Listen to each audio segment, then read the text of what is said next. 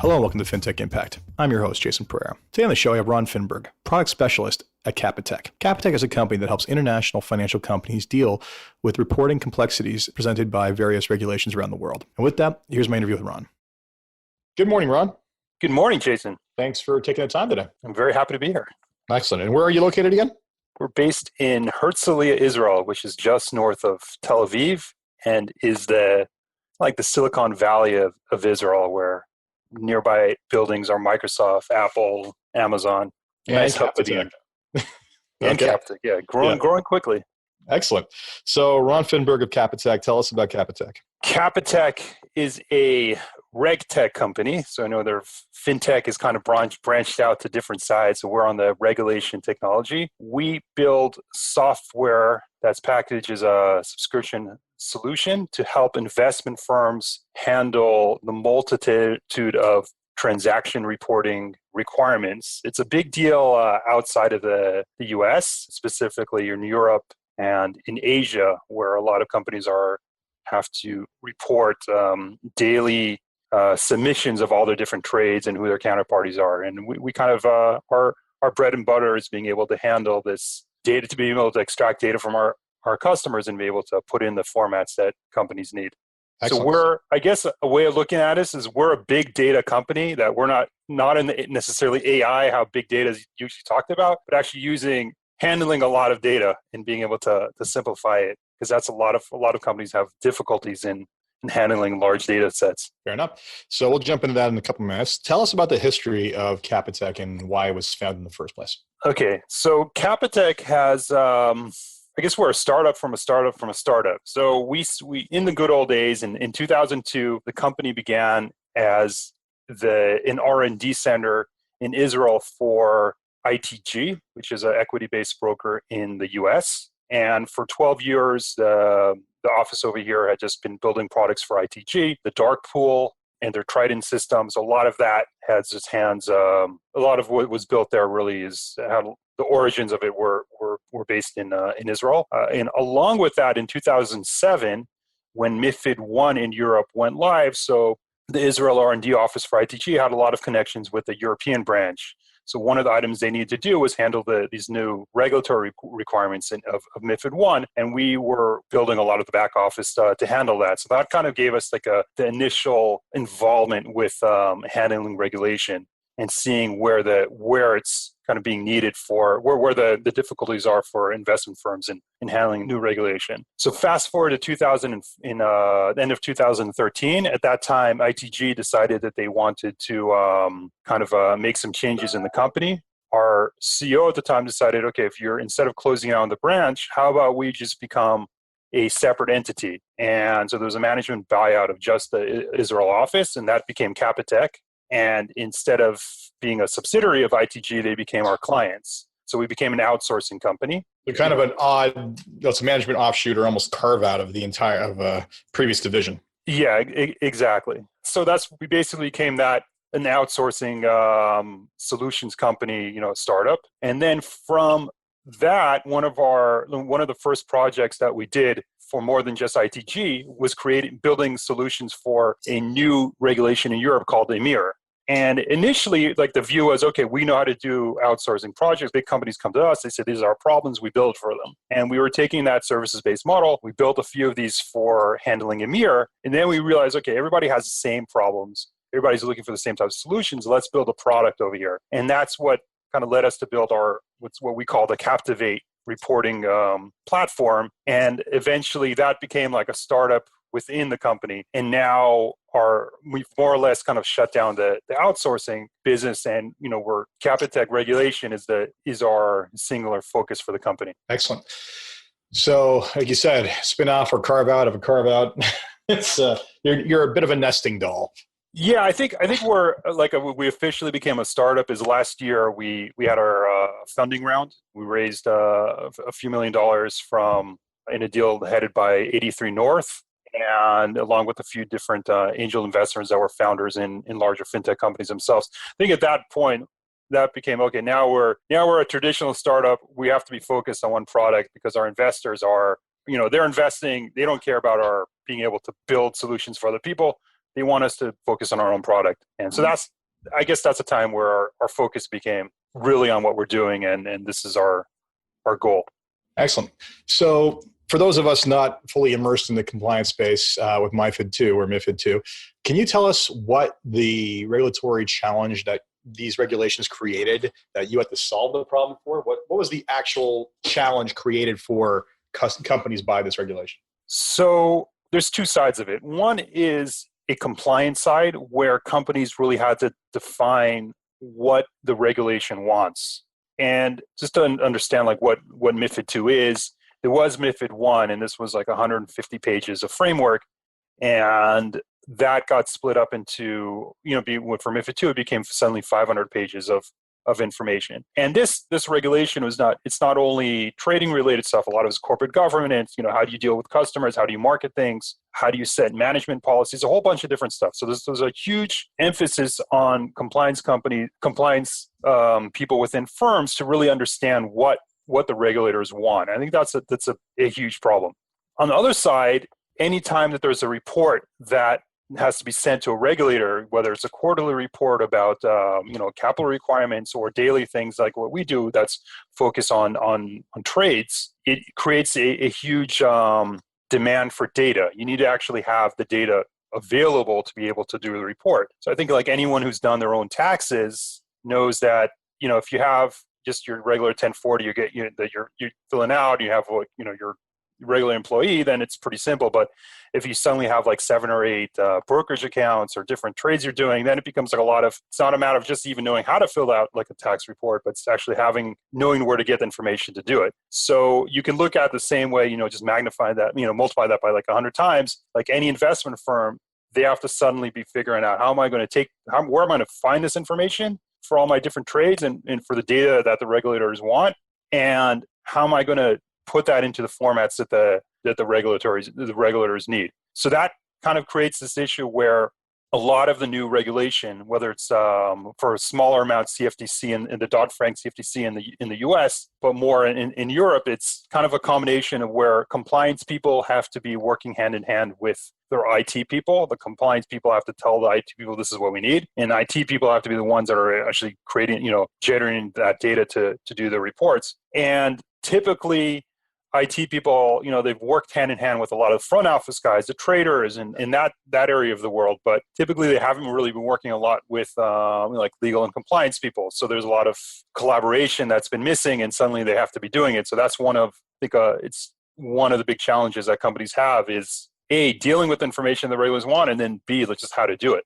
So yeah, I can't imagine the number of challenges you must have encountered. Given, a lot of these systems are just not designed to be open in the first place. So what kind of challenges did you face in just trying to compile that data?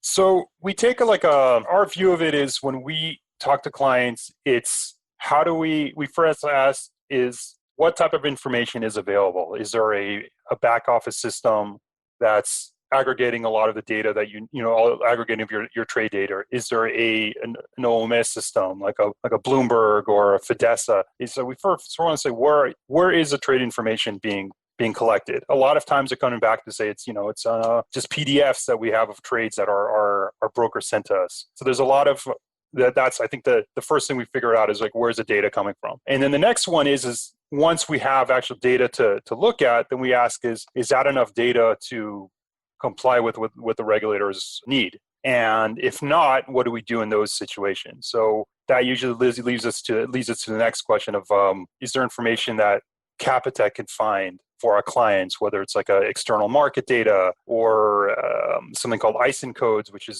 those are the codes for every stock or instrument has. So there's different external information that can be collected. Excellent. So basically, you suck this all up, like you said, you're a big data play, you aggregate this all. Now, the reports, I take it you provide them stock. Is there any flexibility in them customizing as per need, or is this all based specifically around the demands of the regulation itself?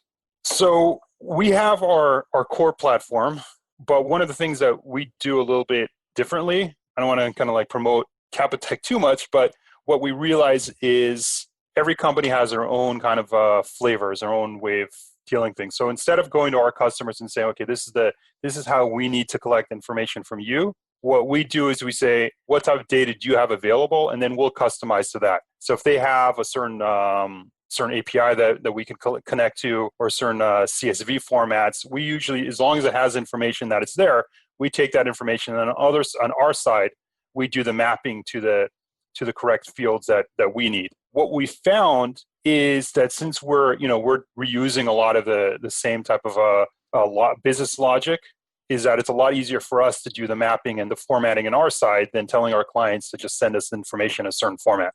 So I guess the long answer is we have a basic format, but overall we do a lot of the things are being customized per client. Fair enough. So I would think that again, the regulation in Europe now being, the EU is more harmonized, but you're dealing in multiple domiciles. You mentioned Asia. Is it just those two areas specifically? So after, I guess to kind of give a little more of the background. So after the global financial crisis, one of the things the larger countries of the G20, whatever it's, I don't know what the different variations of Gs. So they decided, okay, we have no idea what these derivatives are. We don't know what the exposure is. We don't know what counterparty risk is. There's a whole question like systematic risk. So they all got together and they said, okay, we need to put in some sort of system that we can monitor what is being transacted in terms of derivatives. So that's what in the US is called Dodd-Frank, but or CFTC reporting, but CFTC reporting is it's focused on a smaller scale of products. Other jurisdictions like in Europe and in Asia and Australia decided that they wanted to have a lot more products being reported about. So the reality is that you have this what you have in Europe, Hong Kong, Singapore, Japan, and in Canada and Australia are asking for a lot more information that you'd have, let's say, in the US. But more or less, all of these jurisdictions, with the exception of the US, are pretty similar in terms of the reports they want. This is on the derivative reporting. MiFID II in Europe is a whole different beast, where it's really, they just want information about everything. And that's the only way to describe it. That's the only way to describe it. So the real challenge is so this is a real question for you. That's a lot of information about everything. So is anything actionable coming out of this data dump to them, or is this still early days and they're going to figure it out later? So in the US or in Australia, a lot of the focus of exchange traded products is on the exchanges. So if you're managing the NASDAQ or the Australian Stock Exchange, so that, you have to have in place certain market surveillance things to be able to look for patterns. Are your market makers, putting in phantom bids and asks, or are the people that are, doing insider trading? There's certain things you could look at on the trading behavior. So a lot of that responsibility falls on the exchanges and any electric exchange operators. However, in Europe with MiFID II, is they're pushing a lot of that responsibility on the investment firms who are making the trade. So if you're a broker, you have to have a lot more focus on what your clients are doing. If you're an asset manager, you have to be able to explain why you made certain trades. So that just kind of explain what the information there. So on a granular basis, there's a lot more there. And in terms of this data dump that's taking place in MiFID, I think there's a mix. I think what the European regulators are finding out is that there's a lot of information that they can't use just because they didn't expect it to be received in a certain way, and it is, and it doesn't make sense, or there's just no use for it all. However, what they are finding use for is looking at the actual execution prices of liquid products. So what that helps them to do is that they can then see, if there's discrepancies with like what a broker, let's say what an E-Trade would execute a client's trade at, and things that are actually being placed on the NASDAQ.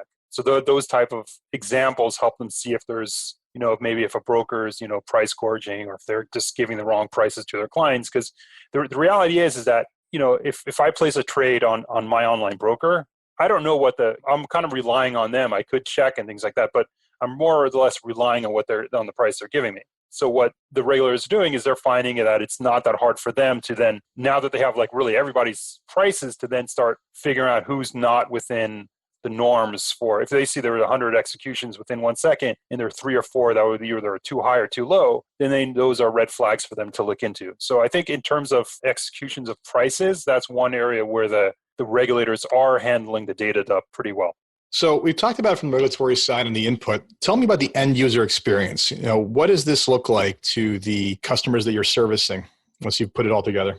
Sure. So our main user would be a compliance or operations officer at an investment firm. And what they will be looking at, so we give them a dashboard, and that shows them a visual view of all the different reports that they're generating in the submission. So, for example, if they're a European company that has an Australian entity as well, so when they would open up our dashboard, they would see, this is the EMIR. They would see the 2 regulations in Europe, EMIR and MiFID, and then they would also see something for Australia. It's done on by day. It could be filtered by day, by asset class, by jurisdiction. It's made to be very visually, very intuitive, that you can just understand very quickly what's being reported and to where. And it also shows, it'll have like a red marks if there's any rejected submission. So what this does, if you're a compliance person, it's very easy for them to kind of take a look at where are my problems where am I reporting problems, what's being rejected by the regulators on the submissions. And it helps them understand if there's any problems. Like if they can also check and see if there's specific types of error messages they're getting when they're submitting data to the regulators. Let's say, symbols are incorrect. So they would see, okay, if we're always having a problem with identifying our products, then that means there's probably a problem on our database that needs to be fixed. So we're very much kind of focused on making things very visual and easy to understand. Yeah, which in the compliance world is not typically the common thing, right? You're typically looking at long entries of spreadsheet-like material. Being able to display risk in bars, graphs, charts, and easier to digest is something I'm sure that everybody's been happy about. Yes, so, we do offer they could click the download button and have the boring CSVs as well, but it's definitely a good start to have the blue and red, accepted and rejected colors there to start with. I'm pretty sure some people out there find CSVs interesting, but I just don't know who they are.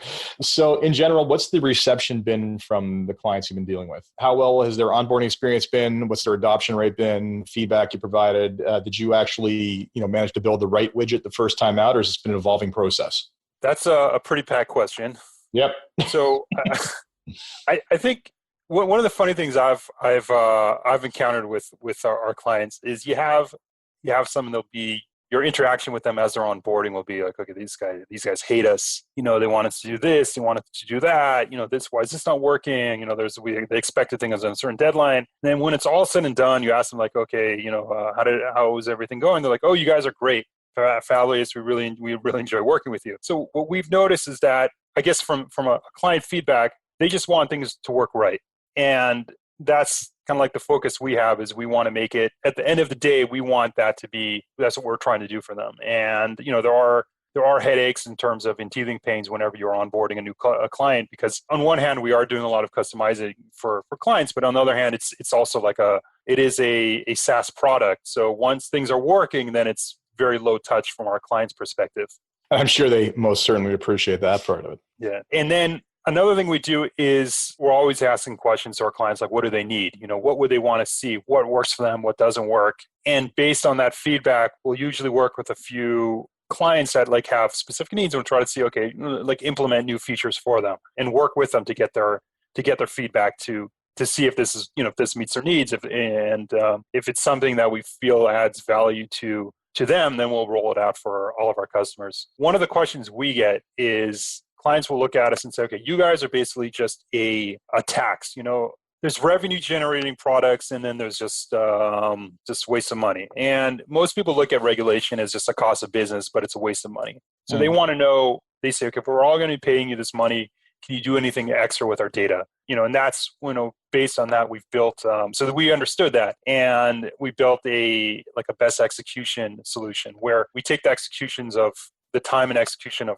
different products from our clients, and then we compare it to market prices from market data from Refinitiv, who's formerly Reuters. And what that helped them do on a revenue generating side is that helped them know, okay, if I'm an asset manager, am I executions for my brokers, do they make sense? So it's a TCA type of tool. Or if I'm a broker, it helps them understand, have they been giving quality prices to their quality executions to their clients? So that kind of helps them tick a few boxes on their trading team as well. So I think that's one thing we're always looking at is like, what can we do more with information we collect from our clients, and how can we give them a better experience? Which is not an uncommon path for a lot of data companies to go through. You go in to solve one problem, and then you have all this information, and that information is valuable in more than one context. And now that you managed to tame the beast and put it all in one place, you can play with it. And I do find the comments or the pushback and the referral to two things. First of all, the referral to you guys is a tax, which, frankly, any good SaaS business should try to become a tax because that's where the profit is, for lack of a better term.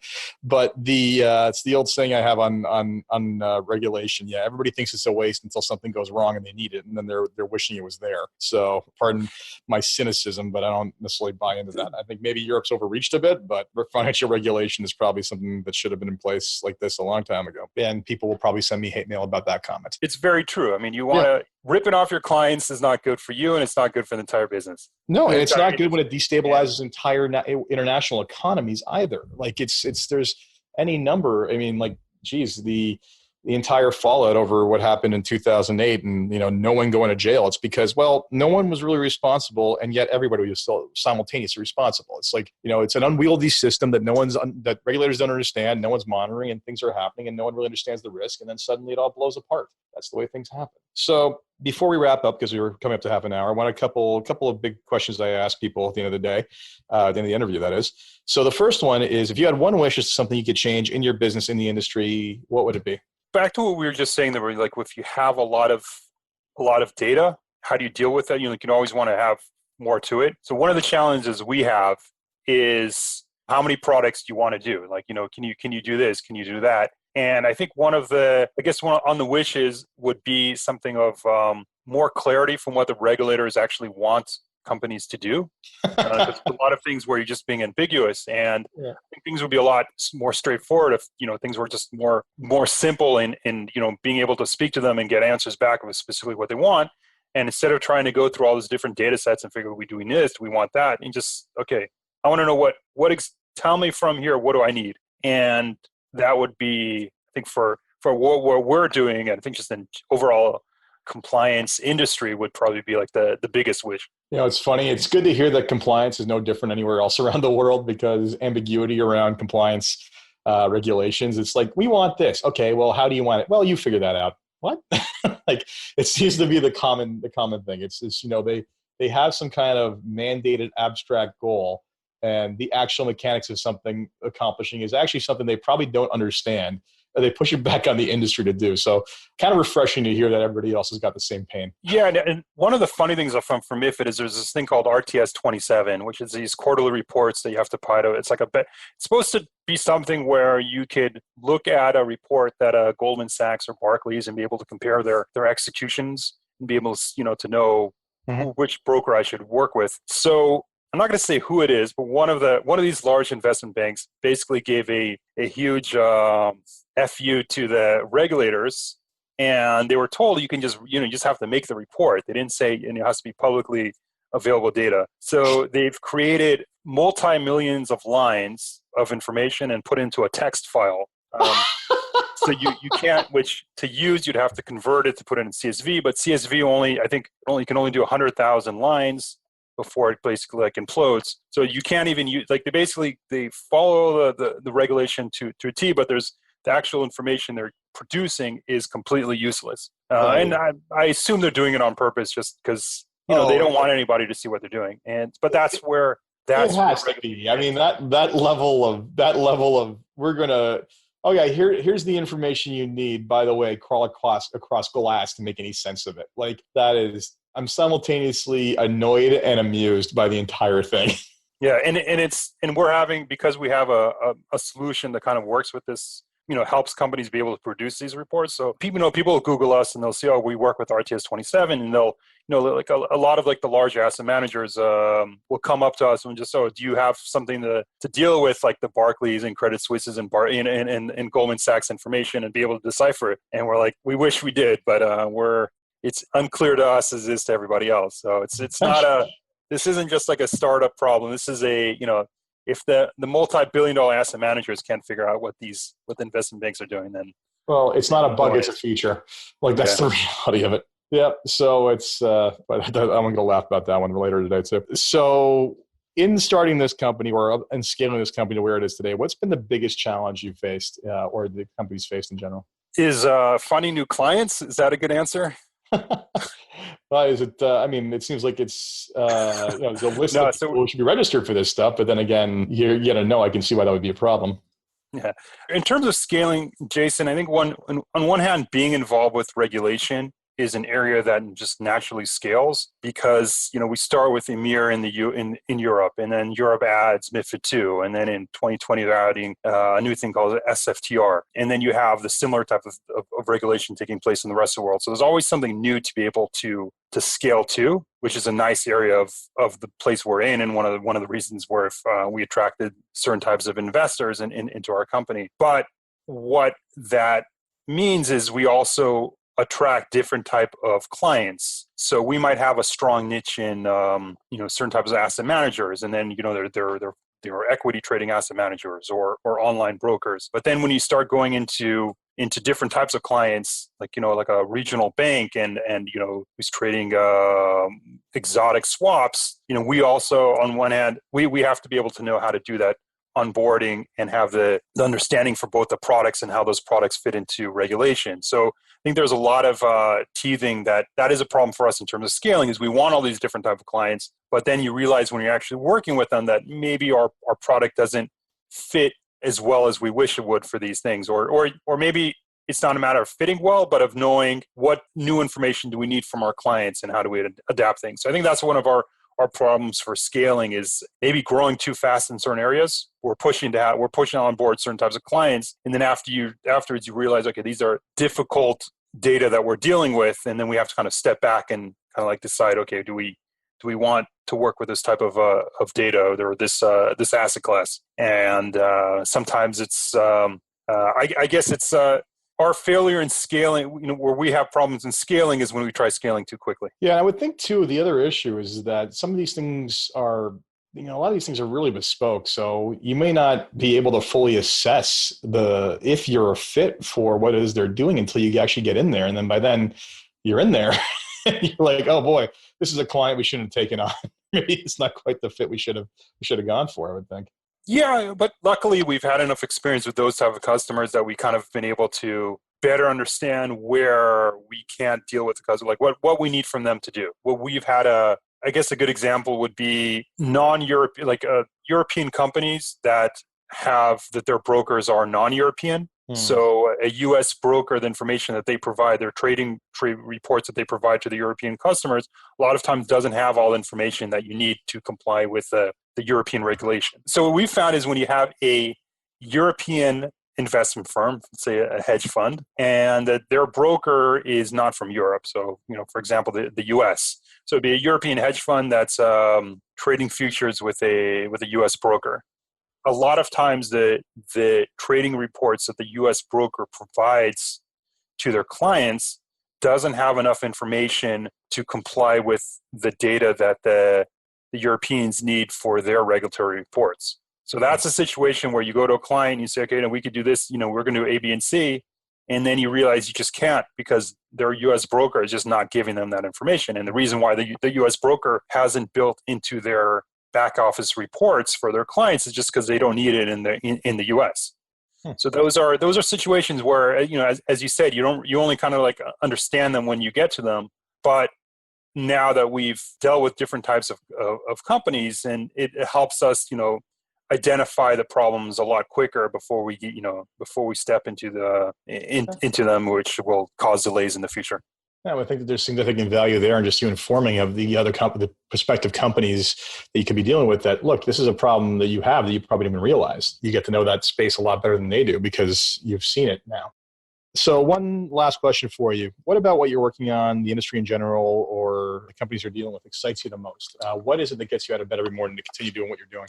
I think what really gets us excited is just seeing new things we could do for our customers. So, today we had a conversation about execution quality with one of our customers, and they have our execution module. And then we started, we've been talking to them about like, what else can we add over there? And when you see with them, like, okay, this is something like no one else is doing, or they don't have this, it's not readily available to them. And then you realize, okay, with a couple tweaks that, we could add a certain feature that's like really important for their business. I think that's, for me at least, is like the exciting parts, is when you're solving these big problems that companies are having, like these big headaches that they have. Excellent. Well, Ron, thank you very much for taking the time to tell us about your company. Yeah, thank you, Jason. Enjoyed the time. Great luck with the podcast. Well, thank you. And great luck keeping people out of trouble. Always trying to. Absolutely. All right. Well, take care. Okay. So that was my interview with Ron Finberg. Hope you enjoyed that, and hope you got a sense for just how complicated some of this reporting can get. As always, if you enjoyed this podcast, please leave a review on iTunes, Stitcher, or wherever it is you get your podcast. Until next time, I'm Jason Pereira. Take care.